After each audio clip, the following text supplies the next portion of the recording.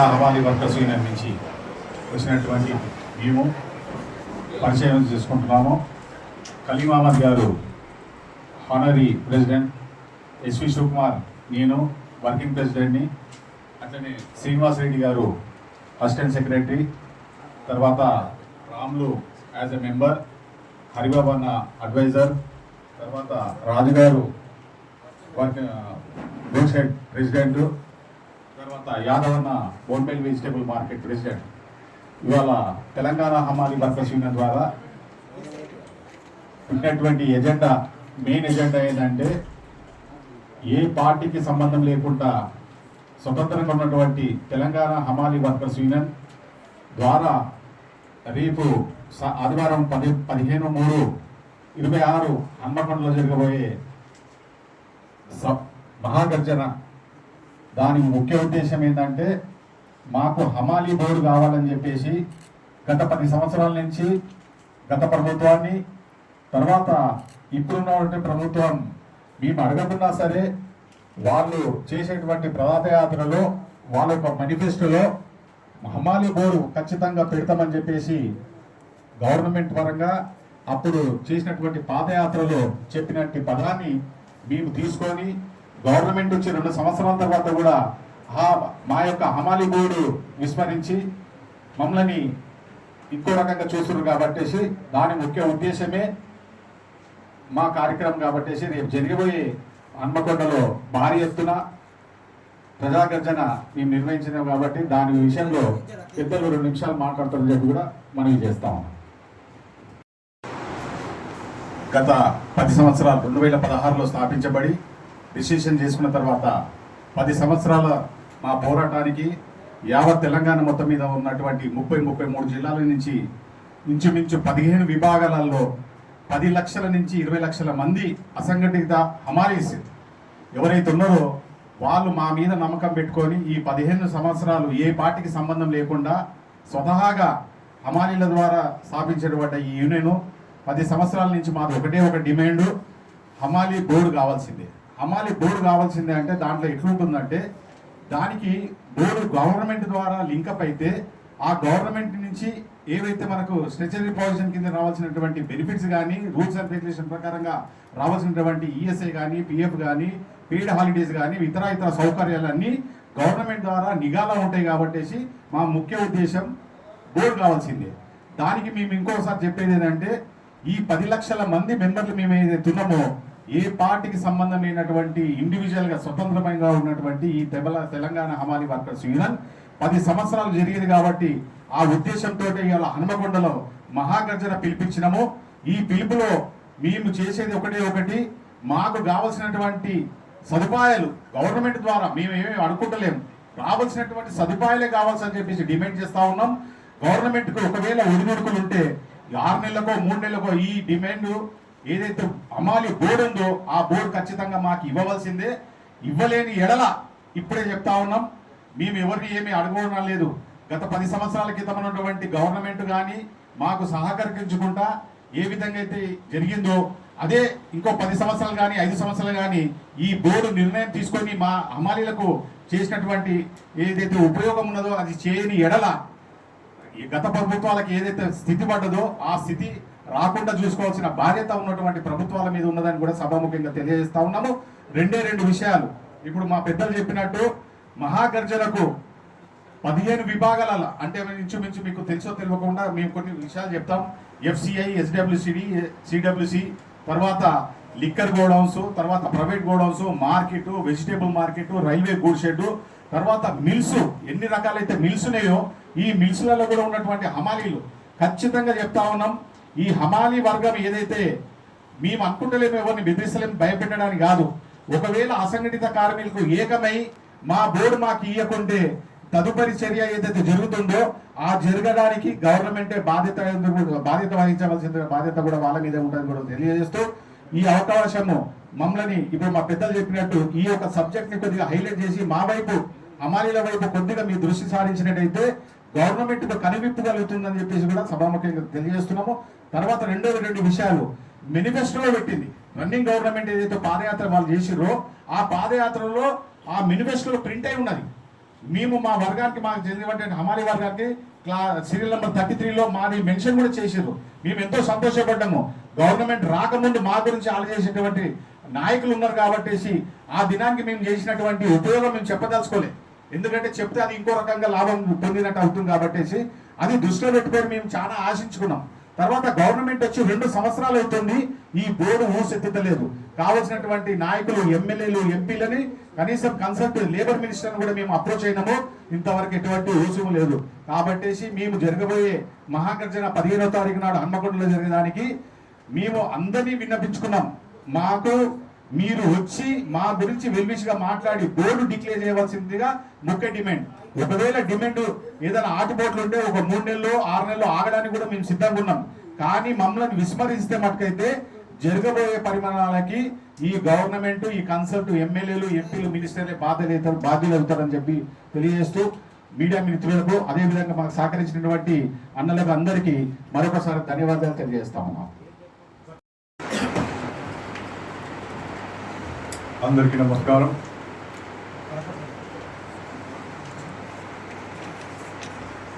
తెలంగాణ రాష్ట్రంలో దాదాపు 10 లక్షల హమాలి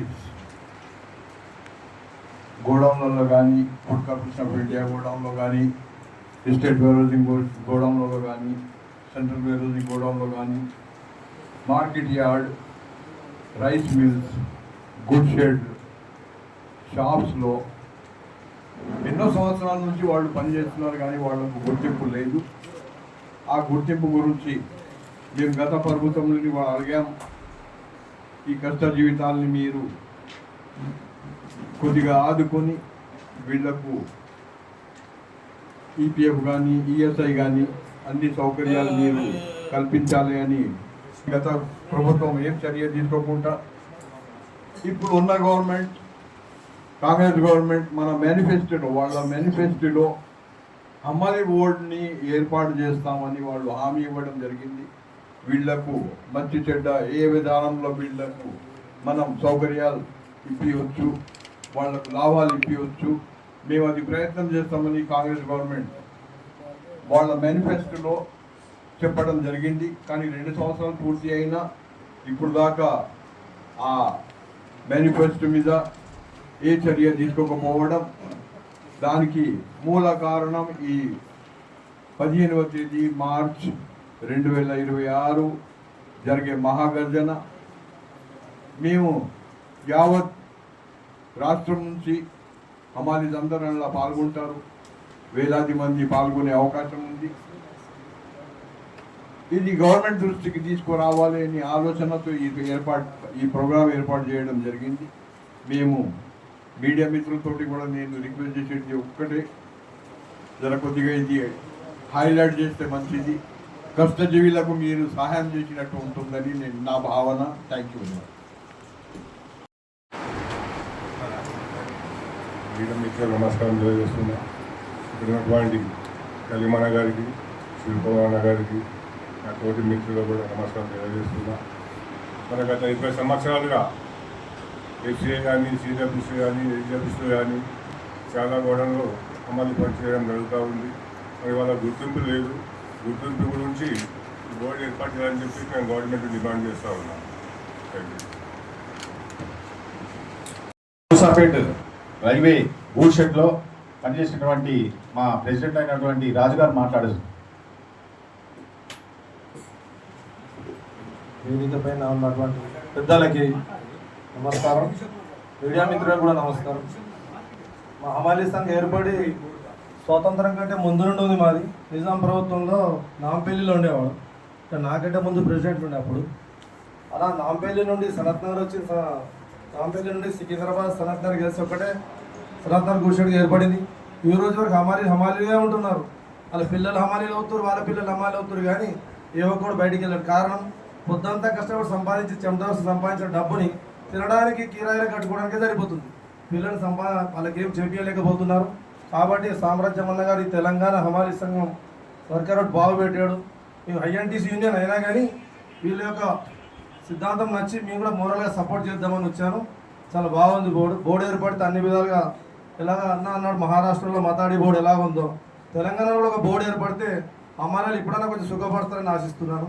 ఈ యొక్క గర్జనని విజయవంతం చేయవలసింది అందరు హమాలి సంఘాలను కోరుతున్నాను. నా పేరు రాజు, సనాతన గుడిషెడ్ సనాతన గుడిషెడ్ ప్రెసిడెంట్, హమాలి ప్రెసిడెంట్. తెలంగాణ హమాలి వర్కర్స్ యూనియన్కు నేను అడ్వైజర్గా పనిచేస్తున్నాను.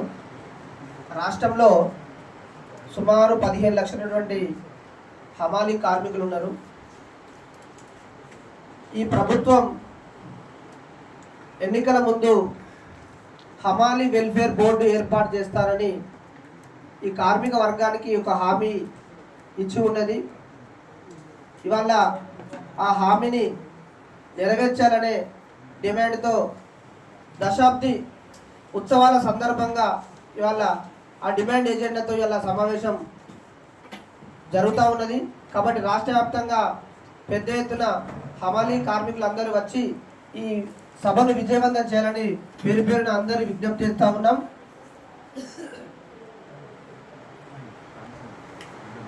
మీరు వచ్చినటువంటి మీడియా మిత్రులందరికీ పేరు పేరున హృదయపూర్వక ధన్యవాదాలు.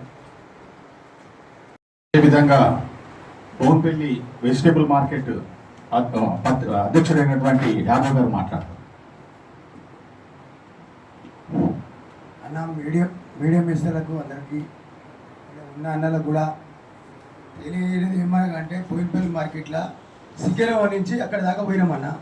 బోయినపల్లి పోయినాం మేము, కనీసం ఒక 600 మంది దాకా ఉంటాం. కానీ బీఆర్ఓలు వాళ్ళు వీళ్ళు వచ్చి షాపులలో ఒక లైసెన్స్ ఉన్నాయి, మాకు లేవు.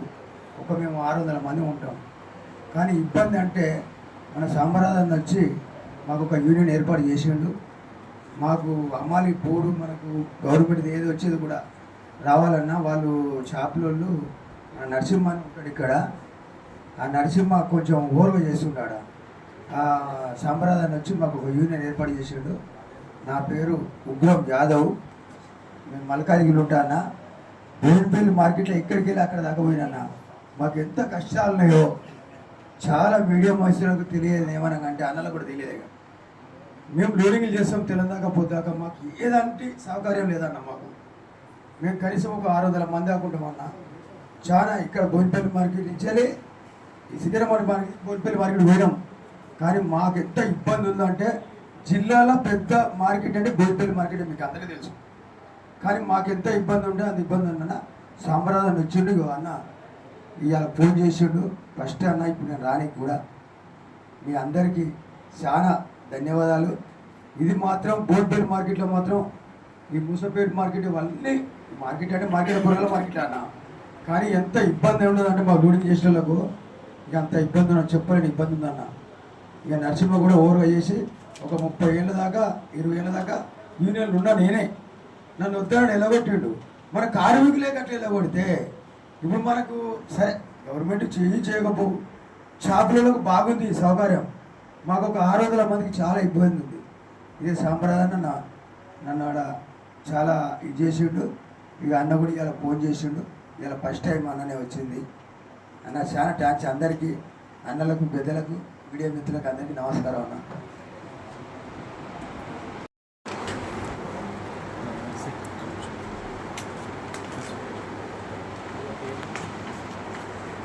కొద్దిగా ఎంపేదారు సైడ్లో సార్.